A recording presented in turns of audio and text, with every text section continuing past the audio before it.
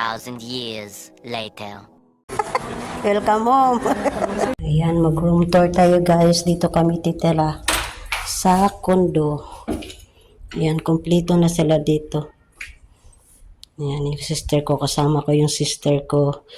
Coffee time. So, yun yung mga ano nila guys. Mga drawer nila. Nandyan yung mga towel. So, dito yung CR nila. Ayan, buksan natin. Ayan. Nandito na yung aking sabon at saka yung toothpaste. So, yan, may shower room sila. Mayroon din silang heater. Yan.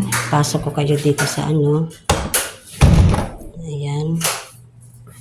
So, yan po yung ano guys, yung living room nila. Mayroon din silang maliit na ano, living room. At yan po yung aming bed. Nice kaidri guys. Sa trim, mayroon din silang TV. Ayan. May ref din, kompleto. Mayroon din silang microwave. Ayan. Mayroon din tayong ano, washing machine. Mayroon din electric kettle. Then binigyan ako ng water. May-ari yung ano, balai ko na. Kaya nandito kami sa Maynila para umattend ng birthday sa kanyang father. Ayan, dito po yung ating view.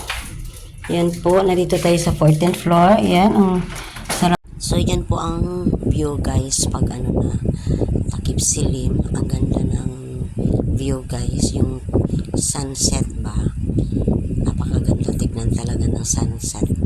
So, yun po ang view from